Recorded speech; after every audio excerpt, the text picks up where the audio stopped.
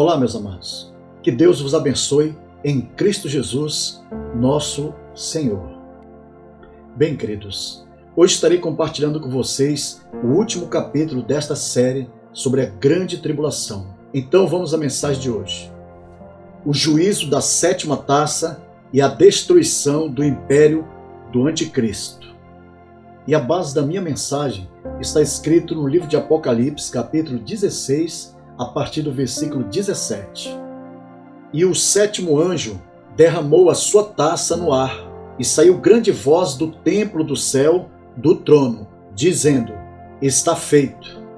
A sétima taça é derramada no mar. Após a queda, Satanás passou a habitar no espaço, tornando-se o príncipe das potestades do ar. Certamente, as hortes espirituais da maldade serão atingidas, pois o propósito de Deus é extinguir completamente o mal de toda a sua criação. A grande voz do trono, ecoando em todo o céu, vinda do templo, exclama: está feito. Agora chegou o fim da arrogância dos homens, de toda a oposição e da destruição das obras humanas feitas sem Deus. Assim diz a palavra do Senhor. E a arrogância do homem será humilhada, e a sua altivez se abaterá, e só o Senhor será exaltado naquele dia. Então os homens entrarão nas cavernas das rochas e nas covas da terra, do terror do Senhor e da glória da sua majestade, quando ele se levantar para assombrar a terra. Por causa do terror do Senhor e da glória da sua majestade, quando ele se levantar para abalar terrivelmente a terra. Neste final da grande tribulação, as bases subterrâneas e os bunkers por toda parte do mundo serão atingidos, e ninguém poderá se esconder do terror da ira do Senhor Deus Todo-Poderoso. Essa manifestação poderosa do Senhor será o golpe final da justiça de Deus contra a besta e o falso profeta. Nesse tempo se cumprirá a profecia de Daniel, em que uma pedra foi cortada sem auxílio de mão, a qual bate nos pés da grande estátua, destruindo-a completamente. Assim diz a palavra do Senhor. Estavas vendo isto, quando uma pedra foi cortada, sem auxílio de mão, a qual feriu a estátua nos pés de ferro e de barro, e os esmiuçou. Então foi juntamente esmiuçado o ferro, o barro, o bronze, a prata e o ouro, os quais se fizeram como pragana das eiras do estio. E o vento os levou, e não se achou lugar algum para eles. Mas a pedra que feriu a estátua se tornou grande monte e encheu toda a terra. E em seguida o derramar da sétima taça, e houve vozes, e trovões, e relâmpagos, e um grande terremoto, como nunca tinha havido desde que há homens sobre a terra. Tal foi este tão grande terremoto. Vozes, trovões e relâmpagos, indicando a continuação do grande juízo da ira de Deus, manifestado do céu e confirmado na terra pelo grande terremoto. À medida que o fim se aproxima, o número de terremotos só aumentam mais e mais. Entretanto, nenhum será descrito como esse que vai ser o mais violento de toda a história da humanidade. Este terremoto será de nível mundial, que desabará a Babilônia, a grande cidade, em 3 partes por causa da indignação da ira de Deus contra ela. Assim diz a palavra do Senhor. E a grande cidade fendeu-se em 3 partes, e as cidades das nações caíram, e da grande Babilônia se lembrou Deus, para lhe dar o cálice do vinho da indignação da sua ira. A grande cidade será fendida em 3 partes, e todas as cidades das nações desabarão. O mundo se tornará um verdadeiro caos, porque todas as cidades, grandes e pequenas da terra, ficarão em completa ruína e reduzidas a escombros. E da grande Babilônia se lembrou Deus, Deus lembra-se da grande Babilônia. Aqui não está se referindo à capital do Império Babilônico, onde foi edificado a Torre de Babel, cujas profecias preditas contra ela já foram literalmente cumpridas. Como podemos verificar no capítulo 50 e no capítulo 51 do livro de Jeremias, o profeta diz que Babilônia seria reduzida a montões, tal como permanece até hoje. Entretanto, em Apocalipse, Deus se lembra da Babilônia mística, cuja queda foi anunciada e comemorada por antecipação. Assim diz a palavra do Senhor. E outro anjo seguiu, dizendo: Caiu, caiu Babilônia, aquela grande cidade que a todas as nações deu a beber do vinho da ira da sua prostituição. O grande terremoto da 7ª taça da ira de Deus também danificou as ilhas e os montes de forma aterrorizante. Assim diz a palavra do Senhor. E toda a ilha fugiu, e os montes não se acharam. Essa profecia nos lembra a abertura do 6º selo, que é a introdução desse acontecimento que terá o seu real cumprimento nesse tempo final.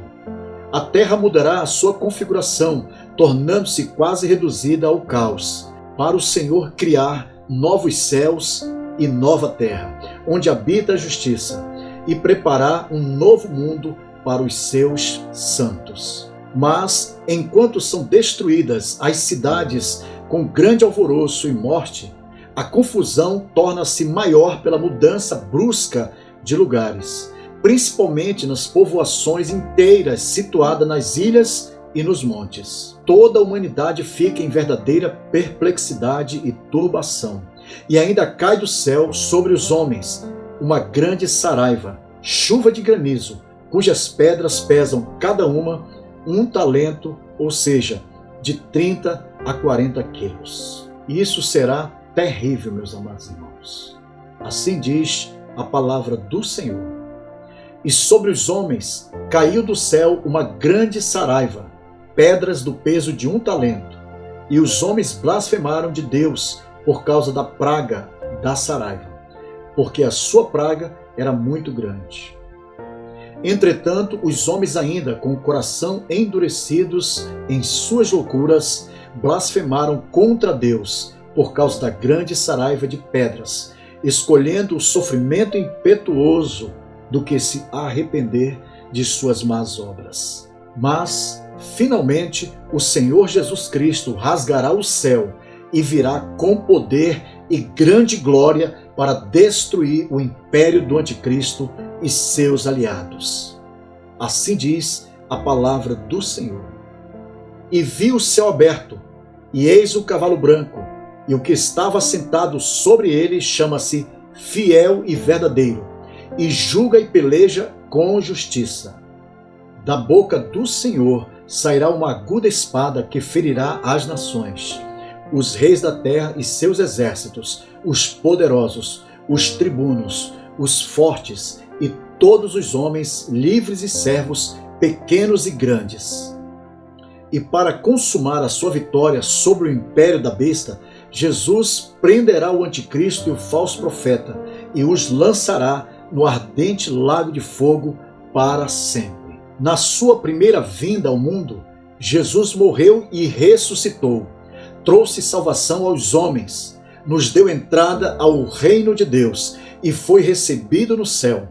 Quando ele voltar na sua segunda vinda, no final da grande tribulação, o reino de Deus dominará sobre tudo.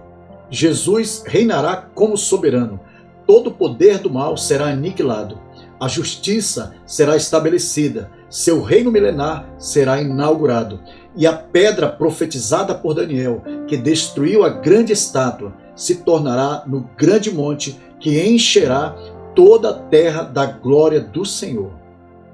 E clamavam uns aos outros, dizendo: Santo, Santo, Santo é o Senhor dos exércitos, toda a terra está cheia da sua glória. Glória a Deus, que o Senhor nos use na pregação do seu evangelho para ganharmos o máximo de almas que ainda não possuem a esperança da salvação eterna em Cristo Jesus. Amém. Portanto, Se porventura você ainda não recebeu o Salvador em sua vida, faça hoje mesmo essa decisão, porque o amanhã pode ser tarde demais. E se você está afastado da presença do Senhor, volte para Jesus, reconcilia-te com Ele agora mesmo e retorne para a casa do Pai. Então, queridos, vamos orar ao Senhor. Pai querido, obrigado por ter nos dado pela sua graça a esperança da salvação em Cristo Jesus, nosso Senhor. Fortalece teu povo neste tempo do fim. Ó Espírito Santo, liberta os cativos, os oprimidos, levanta os abatidos, restaura os feridos, perdoa, Pai, salva, cura, abençoa e escreve seus nomes no livro da vida, em o nome de nosso Senhor e Salvador Jesus Cristo. Amém. Bem, queridos, o Brasil está passando por um tempo muito difícil. Estão querendo tirar a nossa liberdade. Então, queridos, prepare a sua caravana para juntos participarmos da manifestação no dia 7 de setembro, às 15 horas, na Bola da Suframa, em Manaus. Queridos, vamos assistir agora um pequeno trecho do vídeo do nosso presidente Jair Bolsonaro, que está convidando a nação para essa manifestação.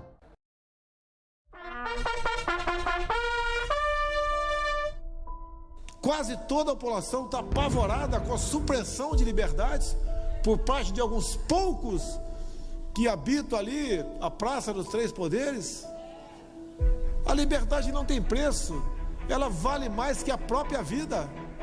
Quantas pessoas deram sua vida por liberdade? Agora, quanto mais um povo se inteirar do que está acontecendo, melhor para todos nós. Até tem uma passagem bíblica que diz, né? Por falta de conhecimento, o meu povo pereceu. Perguntam para mim onde estarei dia 7 de setembro.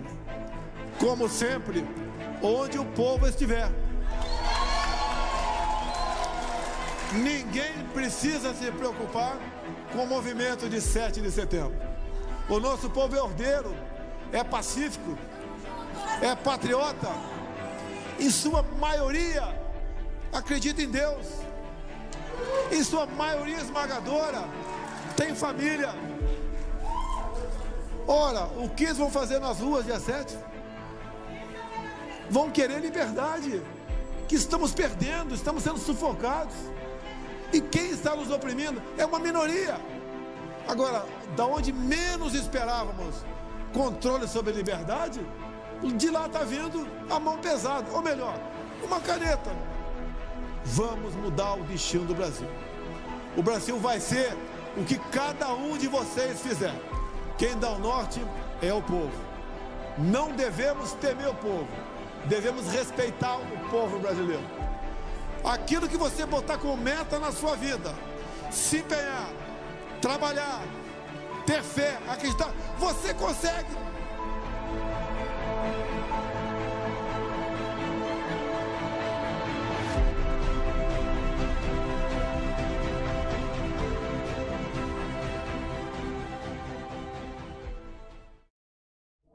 Bem, queridos, agradecemos a todos que participaram desta live.